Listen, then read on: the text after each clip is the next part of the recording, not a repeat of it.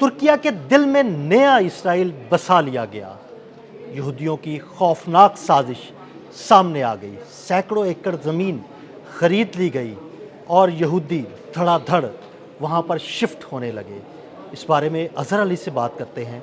اظہر بھائی، ایک خوفناک خبر سامنے آئی ہے ترکیہ کے بالکل پاس، اسے ترکیہ کا دل ہی کہیں گے، وہاں پر نئی یہودی بستیاں آباد ہو گئی ہیں. کیا سارا معاملہ یہ؟ عدیل بھائی، گریٹر اسرائیل کے بارے میں لوگوں کا یہ کام سا کانسیپٹ تھا کہ شاید یہ چاہتے ہیں کہ فلسطین پہ قبضہ کر لیں، تھوڑا سا آگے چلے جائیں، کسی عرب ریاست پہ بھی قبضہ کر لیں اور یہ ایک گریٹر اسرائیل ہوگا. لیکن گریٹر اسرائیل کو اب جب سمجھنا شروع کیا ہے لوگوں نے، اور یہ جو ایک نئی ویو شروع ہوئی ہے جنگوں کی، تو نتن یاہو کو جب لوگوں نے پڑھا ہے تو ان کو اندازہ ہوا ہے کہ نتن یاہو تو پوری دنیا کو گریٹر اسرائیل سمجھ رہا ہے اور ایک ایک کر کے آگے جا رہا ہے. تو اب اس نے کہا ہے کہ میں ایک ہی شاٹ کھیلتا ہوں یورپ کے دروازے پہ، ترکیہ کے قریب، اور وہاں سے رہ کے میں مشرق وسطی بھی سنبھال لوں گا اور خدا نخواستہ اور یہ آگے اسرائیل اور وہ جو یورپ ہے اس کو بھی دیکھ لوں گا. تو انہوں نے اس کا انتخاب کیا ہے قبرص کا، جو ایک سائپرس ایک ملک جی ہے، بالکل ترکیہ کے بالکل قریب ہے، برابر میں ہی ہے.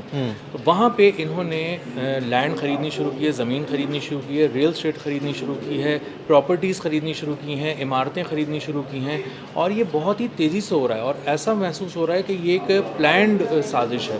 اور جب اس کو آپ دیکھیں کہ یہ کس سطح پہ دیکھی جا رہی ہے، جو اس کے ارکان پارلیمنٹ ہے سائپرس کے، وہ چیخنا شروع ہو گئے ہیں، ڈیبیٹ شروع ہو گئی ہے پارلیمنٹ کے اندر کہ یہ ایک ہی خاص قسم کا گروپ اتنی بڑے پیمانے پہ ملک سے باہر سے آگے اتنی تیزی سے زمینوں کی خریداری کیوں کر رہا ہے اور کیسے کر رہا ہے. اب جب آپ اس کی تفصیل میں جائیں گے تو وہ تفصیل بہت خوفناک ہے. انہوں نے شہروں میں عمارتیں خریدی ہیں، زیادہ نہیں خریدا ہے، عمارتیں خریدنی شروع کی ہیں جو اہم اسٹریٹجک یعنی آپ کہہ لیں لوکیشنز ہیں، اس کی عمارتیں خریدنی شروع کی ہیں. اور اس کے بعد انہوں نے بہت سے گاؤں خریدنے شروع کر دیے ہیں. اچھا، ہاں، اب گاؤں سے ہمیں یعنی پورے اپنے گاؤں بسائے جائیں گے یہودیوں کے. جی وہ ایسے گاؤں ہیں جہاں پہ ذرا لوگ کم رہتے تھے، جہاں مکانات کچھ خالی تھے، انہوں نے پورے گاؤں خرید. اظہر بھائی، یہ تو وہی منصوبہ ہوا جو غزہ میں کیا گیا تھا کہ وہاں پر بھی یہودیوں نے پہلے شروع میں 1940s میں 50s میں آہستہ آہستہ زمینیں خریدنی شروع کی اور پھر اس کے بعد وہاں پر قابض ہو گئے اور وہاں سے مسلمانوں کو نکال دیا گیا. جی بالکل ایسا ہی ہے. یہ پیار سے آ رہے ہیں، دوست بن کر آ رہے ہیں، سرمایہ کار کے روپ میں آ رہے ہیں، تاجر اور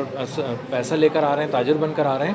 لیکن اب لوگ چونکہ ان کو پہچان چکے ہیں کہ کس طرح یہ آتے ہیں، سر جھکا کے آتے ہیں اور اس کے بعد گلے کاٹنا شروع کر دیتے ہیں. تو لوگوں کو اب اسی لیے سائپرس میں اب یہ بات شروع ہو گئی ہے. اور اس کی میں ڈیٹیلز بتاؤں آپ کو، بہت خوفناک ہیں. انہوں نے گاؤں کے گاؤں خریدے، کچھ گاؤں ایسے تھے جو انہوں نے 70% تک خرید لیے ہیں. یعنی اگر آپ اس میں وہاں رہیں گے بھی تو اقلیت بن کے رہیں گے، بالکل انہی کی ان طرح کے رہیں گے. زیر سایہ رہیں گے، زیر اثر رہیں گے، اور اگر ان کی بات نہیں مانیں گے تو آپ کے ساتھ بھی وہی سلوک کیا جا سکتا ہے جو غزہ میں کیا. جی بالکل ایسا ہی ہے. اور یہ صرف ایک محض آباد کاری نہیں ہے.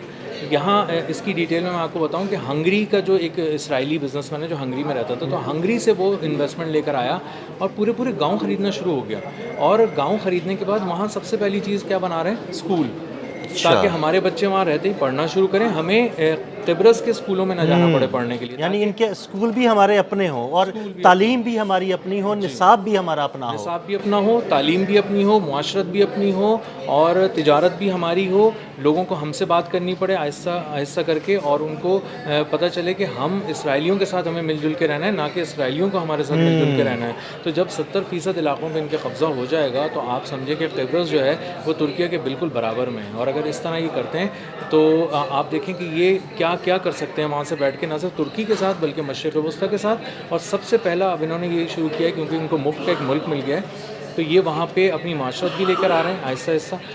لوگوں کو کہہ رہے ہیں تم آنا شروع کرو، تھوڑے کر کے تعداد میں آ کے وہاں رہنا شروع کر رہے ہیں.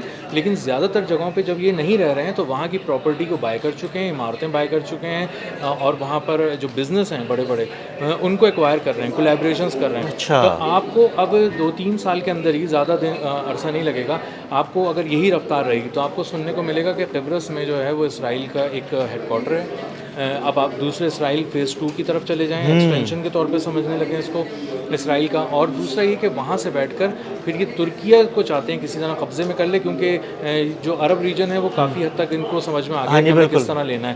اور ترکیہ ان کے قابو میں نہیں آ رہا تھا، تو یہ چاہ رہے کہ ترکیہ کو جو ہے نا وہ مکمل طور پر اس پر قبضہ کر لیا جائے، اور وہ شاید اس کے لیے یہی ممکن ہوگا کہ اس کے بالکل ساتھ بیٹھ کر اس کے خلاف سازشیں شروع کی جائیں۔ جی بالکل سازشیں شروع کی جائیں، اور جب آپ حملہ کریں اسرائیل میں کوئی کام کریں اور اس کے بعد اسرائیل آپ پر حملہ کرے تو آپ کہیں گے یہ تو بھائی قبرص پہ حملہ ہو گیا، سائپرس پہ حملہ ہو گیا، پتہ نہیں ان کو کیا ہو گیا ہے، یہ ترکیہ والے اتنے جو ہے وہ ظالم کیوں ہو گئے ہیں، ہم پہ حملے کیوں کر رہے ہیں۔ قبرص تو بہت ہی اچھا سا ملک تھا، پیاری پیارے سے اس کے ڈیسٹینیشن سے خوبصورت تصویریں آتی تھیں، لیکن اب اندازہ ہو رہا ہے کہ وہ گاؤں کے گاؤں وہاں خرید رہے ہیں، اور گاؤں ان کے ہماری طرح کے گاؤں نہیں ہیں۔ ہمیں گاؤں سے فیل ہوتا ہے، اگر آپ سائپرس کی ولیجز کو جا کے سرچ کرنا شروع کریں گے تو آپ کو پتہ چلے گا پوری سڑکیں وہاں بنی ہوئی ہاں ہیں، جی، راہداریاں بنی باقاعدہ بڑی انفراسٹرکچر ہے، بڑے خوبصورت ہیں۔ جی پورا ایک انفراسٹرکچر ہے، وہاں پہ جا کے رہائش اختیار کی جا سکتی ہے جو بھی وہاں جا کے رہنا چاہے۔ اچھا اظہر بھائی، باقاعدہ طور پر پوری دنیا میں جو یہودی انویسٹرز موجود ہیں، بزنس مین موجود ہیں، ان کو دعوت دی گئی کہ وہ یہاں پر آئیں، زمینیں خریدیں،